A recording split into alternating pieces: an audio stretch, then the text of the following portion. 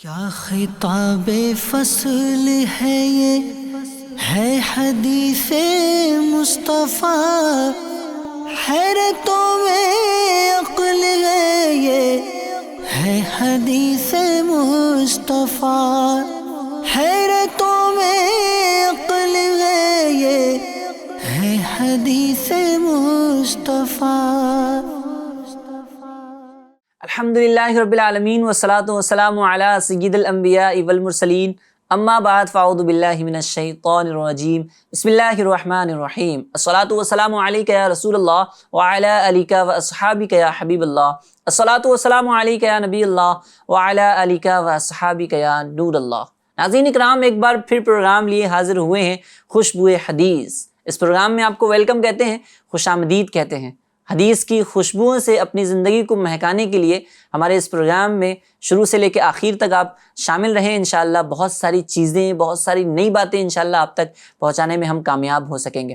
ناظرین، آج بھی ایک خاص ٹاپک پر بات کرنی ہے اور ایک اہم ٹاپک ہے، اور احادیث کی روشنی میں ہم اس ٹاپک کو کلیئر کریں گے انشاءاللہ۔ اور آج کس ٹاپک پر بات کرنی ہے، ہمارا جو پروگرام کا نام ہے اس کے ایک ورڈ پہ ہمیں بات کرنی ہے، وہ چیز کے جو محسوس کی جاتی ہے لیکن نظر نہیں آتی ہے۔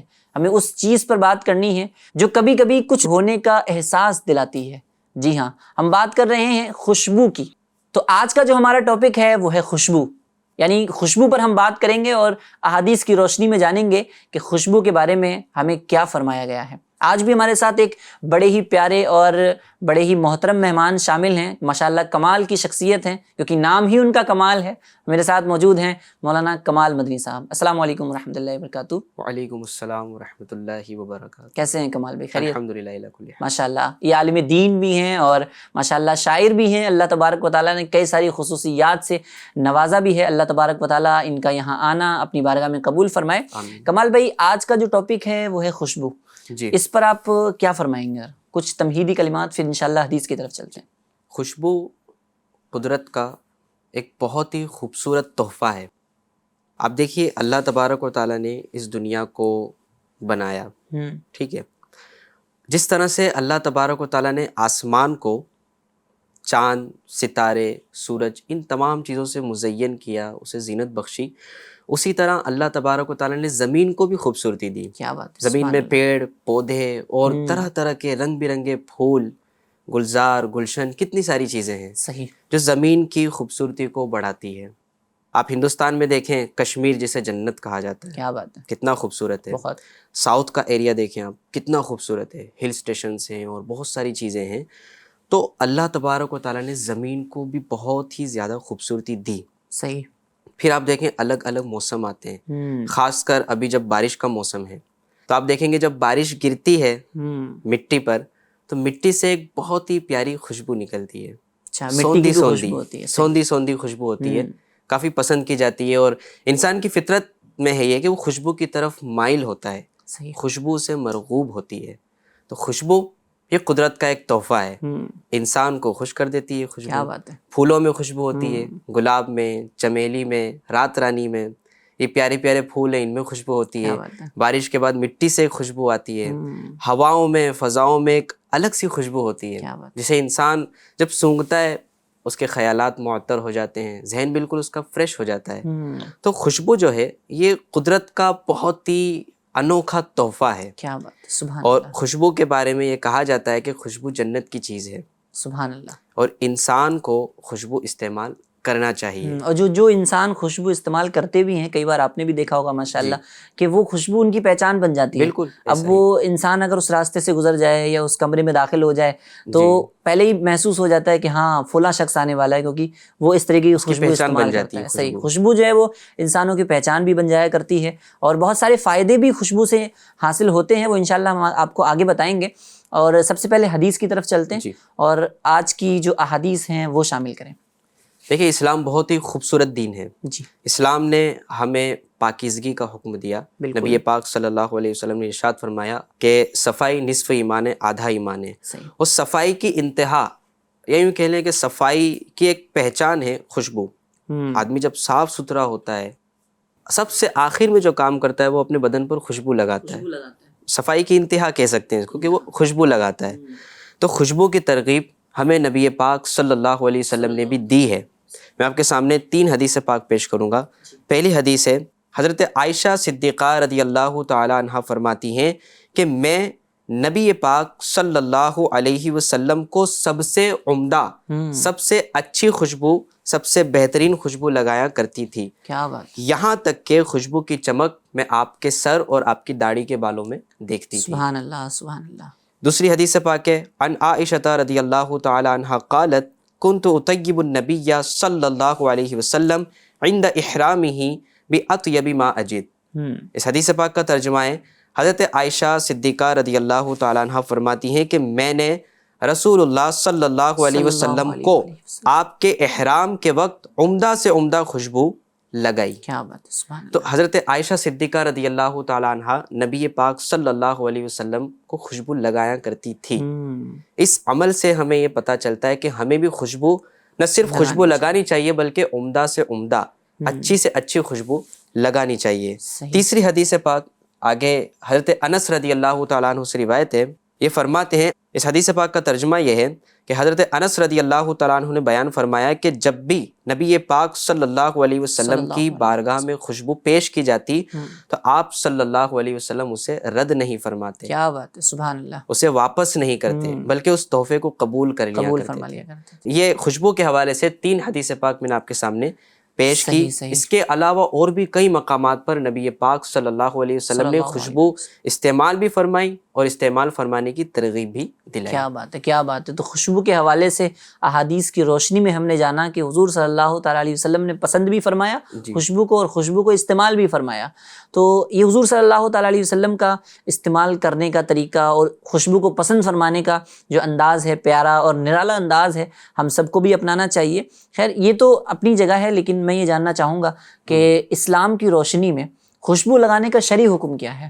خوشبو لگانے کا شرعی حکم اگر ہم دیکھتے ہیں تو سب سے پہلے تو یہ کہ خوشبو لگانا سنت ہے، کیا بات ہے، ایک اچھا کام ہے، مستحب ہے، اور خوشبو پاکیزگی کی نشانی ہے۔ سبحان اللہ۔ احادیث مبارکہ میں ترغیب دی ہے مرد و عورت دونوں کو، لیکن مرد اور عورت دونوں کے خوشبو لگانے کے احکام تھوڑے الگ ہیں۔ الگ الگ ہے۔ مرد کے لیے تو کوئی قید نہیں ہے وہ خوشبو لگائے، ٹھیک ہے۔ عورت کے لیے یہ ہے کہ وہ جب بھی خوشبو استعمال کرے تو وہ خوشبو ایسی نہ ہو کہ وہ دوسروں کو اپنی طرف مائل کرے، کیا بات، اس کی خوشبو اتنی تیز نہ ہو کہ غیر مردوں تک پہنچے۔ عورت کے لیے حکم ہے کہ وہ ہلکی خوشبو استعمال کرے، صحیح، کہ اس کی خوشبو ایسی نہ ہو کہ غیر مرد اس کی طرف اٹریکٹ ہو، کیونکہ انسان خوشبو کی طرف مائل ہوتا ہے، جب بھی وہ اچھی خوشبو سونگھتا ہے تو اس بندے کی طرف متوجہ ہوتا ہے۔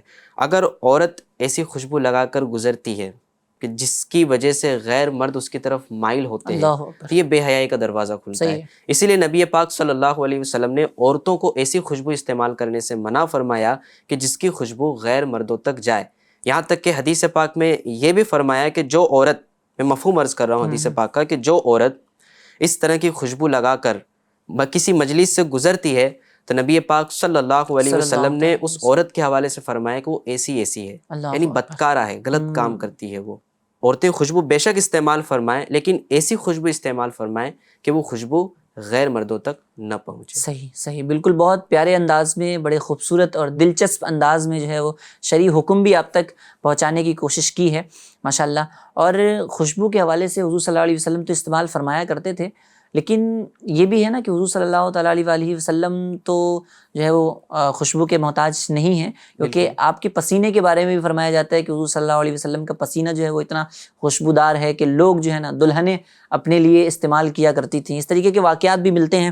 اعلیٰ حضرت اپنے شعر میں فرماتے ہیں نا، واللہ جو مل جائے میرے گل کا پسینہ، واللہ جو مل جائے میرے گل کا پسینہ، مانگے نہ کبھی عطر نہ پھر چاہے دلہن پھول۔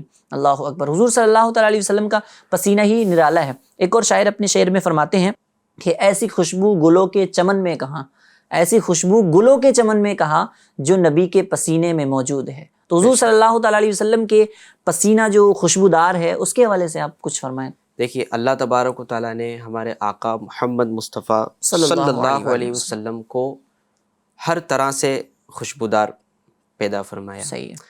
آپ کا پسینہ بذات خود خوشبودار ہے۔ کیا بات ہے۔ نبی پاک صلی اللہ علیہ وسلم کے اوصاف ہم انسانوں سے بالکل الگ ہیں۔ ٹھیک ہے.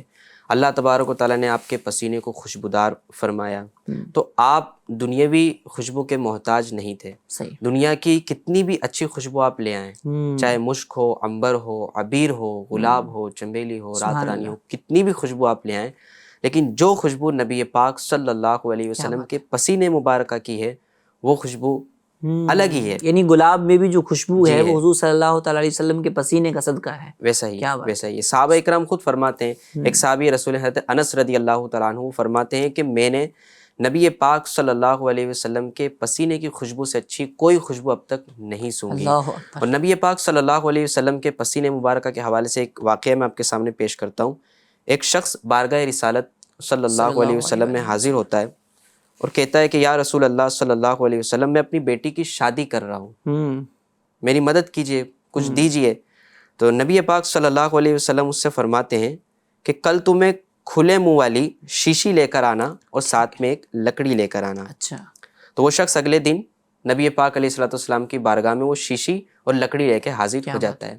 اب نبی پاک صلی اللہ علیہ وسلم اپنے بازوؤں سے پسینے کو اس شیشی میں بھر دیتے ہیں اور اس سے دے دیتے ہیں اور کہتے ہیں کہ جب بھی تمہاری بیٹی عطر لگانا چاہے تو وہ اس شیشی میں لکڑی کو ڈال کر لگائے. کیا بات ہے. تو وہ یہ واقعے سے ہمیں پتہ چلتا ہے کہ نبی پاک صلی اللہ علیہ وسلم کا پسینہ کتنا خوشبودار تھا کہ آپ دیکھیے دلہن کے لیے وہ عطر کی صورت میں گیا اور وہ اسے استعمال کرتی تھی. نبی پاک صلی اللہ علیہ وسلم کا پسینہ اس دلہن نے استعمال کیا, اس کی تو نسلیں ہی خوشبودار ہو گئی. اسی طرح نبی پاک صلی اللہ علیہ وسلم کے حوالے سے ہم کتابوں میں پڑھتے ہیں کہ پیارے آقا علیہ الصلوۃ والسلام نے کسی کے رخسار پر ہاتھ پھیرا, رخسار خوشبودار ہو گیا. تو نبی پاک صلی اللہ علیہ وسلم کی ذات کو ہی اللہ تبارک و تعالیٰ نے بڑا خوشبودار بنایا تھا. ایک شاعر کہتے ہیں سونگ لوں خوشبوئے گیسوئے محمد, وہ سیاہ زلف نہیں جس کے مقابل یہ بنفشا, یہ سیوتی, یہ چنبیلی, یہ گل لال و چمپا کا نکھار, جس کی نکہت پہ ہے قربان گل و رنگ و سمن, نافع آہو ختن, رنگ چمن, ناز چمن, باد چمن, بو چمن, سارا چمن زار. تو نبی پاک صلی اللہ علیہ وسلم کی پسینے کی خوشبو یہ سب سے بہترین خوشبو ہے. کیا بات ہے. سبحان اللہ سبحان اللہ. بڑے خوبصورت انداز میں آپ تک اس چیز کو بھی پہنچایا ماشاء اللہ. اور حضور صلی اللہ تعالیٰ علیہ وسلم کے حوالے سے آپ خود غور کریں نا کہ جن کا پسینہ اتنا خوشبودار ہے تو ان کے بدن کا, ان کا جسم ناظرین کا عالم کیا ہوگا. حالات فرماتے ہیں نا سرتاب قدم ہے تنے, سلطان زمن پھول, لب پھول, دہن پھول, زکن پھول, بدن پھول. کیا بات. ایک ایک چیز کو حضور سیدی اعلیٰ حضرت نے حضور صلی اللہ تعالیٰ علیہ وسلم کے جسم کے ایک ایک ٹکڑے کو جو ہے وہ پھول کی مانند قرار دیا. تو یہ ہے حضور صلی اللہ تعالیٰ علیہ وسلم کا خوشبودار, مہکتا اور جو ہے وہ لوگوں کو معطر کرتا ہوا پسینہ. حضور صلی اللہ تعالیٰ علیہ وسلم کے پسینے پہ قربان. اچھا, خوشبو کی بات چل رہی ہے کمال بھائی, تو خوشبو کے فوائد بھی ہوتے ہیں, ظاہر ہے بہت سارے فوائد ہم نے سنے بھی رکھے ہیں, اور مزید کیا کیا فائدے ہوتے ہیں کہ بندہ خوشبو لگائے تو اس سے یہ بینیفٹس, یہ فائدے حاصل ہو سکتے ہیں. ایک بزرگ کا قول ہے کہ خوشبو سے عقل تیز ہوتی ہے. اچھا. اور ایک یہ بھی ہے کہ جب بندہ خوشبو سونگھتا ہے تو اس کے جو اندر جو برے خیالات ہوتے ہیں وہ ختم ہو جاتے ہیں, اسے پھر ایک فریشنس فیل ہوتی ہے, وہ اپنے آپ کو تر و تازہ محسوس کرتا ہے, اس کے خیالات تر و تازہ ہو جاتے ہیں, ایک تراوٹ سی آ جاتی ہے. اور جب بندہ اپنے خیالات کو پاکیزہ کر لیتا ہے, کیونکہ خوشبو سے خیالات پاکیزہ ہو جاتے ہیں, جب خیالات پاکیزہ ہو جاتے ہیں تو بندہ اچھی چیزیں سوچتا ہے اور ویسے ہی اس کی عقل تیز ہو جاتی ہے. تو یہ ہے کہ خوشبو عقل کو تیز کرتی ہے. دوسرا فائدہ یہ ہے کہ خوشبو سے انسان کی طبیعت تازہ ہو جاتی ہے. سبحان اللہ. آپ کا موڈ کبھی خراب ہوگا, کچھ کرنے کا دل نہیں کر رہا ہے اور ایسے ہی آپ بیٹھے ہوئے ہیں, ایک گھبراہٹ سی محسوس ہو رہی, تو آپ جب کسی اچھی خوشبو کو سونگھتے ہیں نا پھر آپ کو ایک تازگی محسوس ہوتی ہے. سبحان اللہ. ماحول کو بھی تازہ کر دیتی ہے. آپ دیکھنا جب آفس کے اندر سب کام کر رہے ہوتے ہیں اور کوئی ایک بندہ اچھی سی خوشبو لگا کر داخل ہوتا ہے, سب کا موڈ فریش ہو جاتا ہے. کیا بات. تو یہ خوشبو کی تاثیر ہے. پھر خوشبو کا فائدہ یہ بھی ہے کہ خوشبو سے آپ کی شخصیت نکھرتی ہے. جب کسی کے جسم سے اچھی خوشبو آتی ہے, وہ اچھی عمدہ سے عمدہ خوشبو استعمال کرتا ہے, تو اس کی ایک پہچان بن جاتی ہے کہ یار یہ صاف ستھرا رہتا ہے. کیا بات. لوگ بدبو سے دور بھاگتے ہیں, بدبو کسی کو پسند نہیں. صحیح ہے. خوشبو کو ہر کوئی پسند کرتا ہے. ٹھیک ہے. اور خوشبو کے بارے میں یہ بھی لکھا ہوا ہے کتابوں میں کہ خوشبو فرشتے اسے پسند کرتے ہیں اور بدبو کو شیاطین پسند کرتے ہیں. انسان جب صاف ستھرا رہتا ہے, خوشبودار رہتا ہے, تو فرشتوں کی صحبت, کہہ سکتے ہیں ہم کہ اس کو فرشتوں کی صحبت ملتی ہے. کیا بات ہے. اسی طرح انسان جب خوشبو اگر استعمال نہ کرے، اگر بدبودار رہے، جسم کو صاف ستھرا نہ رکھے، تو لوگ بھی اس کے قریب نہیں آئیں گے اور بری چیزیں اس کے قریب ہو جائیں گی. صحیح ہے. جب بری چیزیں قریب ہوں گی، وہ خود بدبودار رہے گا تو اس کے خیالات بھی ویسے رہیں گے، پھر وہ کچھ اچھا کر نہیں پائے گا اپنی زندگی میں.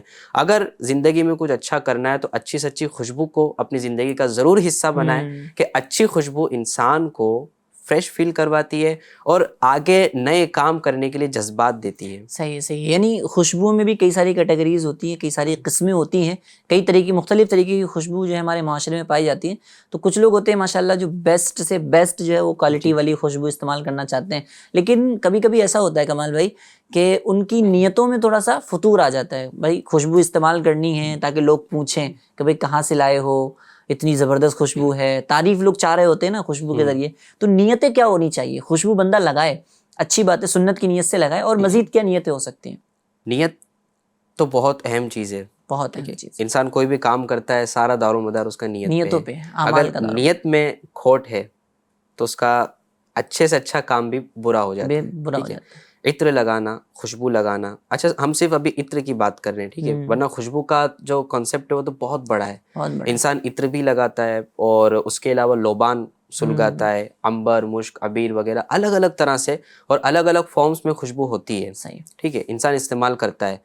تو اس میں اس کی نیت یہ ہونی چاہیے کہ میں خوشبو اس لیے لگا رہا ہوں کہ ایک تو اس کا فائدہ مجھے حاصل ہوگا، ٹھیک ہے، ٹھیک ہے، میں فریش رہوں گا. دوسرا ہے کہ میرے پاس میں اگر کوئی آ کر بیٹھتا ہے تو اسے اکتاہٹ نہ ہو، اسے برا نہ لگے، اسے مطلب برا محسوس نہ ہو. صحیح. ٹھیک ہے، وہ خوشبودار اگر رہے گا تو اسے بھی فائدہ ہے اور پاس والوں کو بھی فائدہ ہے. یعنی مسلمان کی دلجوئی کی نیت کی جا بالکل، سکتی ہے. مسلمان کی دلجوئی کی نیت کرے، اس کے دل کو خوش کرنے کی نیت کرے، کیونکہ خود بھی فریش رہے گا اور دوسرا اس کی خوشبو سونگے گا تو اسے بھی اچھا لگے گا. اور سب سے پہلے تو نیت یہی رکھنی چاہیے کہ میں جو کام کر رہا ہوں وہ کس کے لیے کر رہا ہوں؟ اللہ تبارک و تعالیٰ کی رضا کے لیے اور نبی پاک صلی اللہ علیہ وسلم کی خوشنودی کے لیے. تو میں عطر لگا رہا ہوں، اس لیے لگا رہا ہوں کہ میں اس خوشبو کی وجہ سے جو مجھے فریشنس فیل ہوگی اس سے میں اپنی عبادت پر آؤں گا.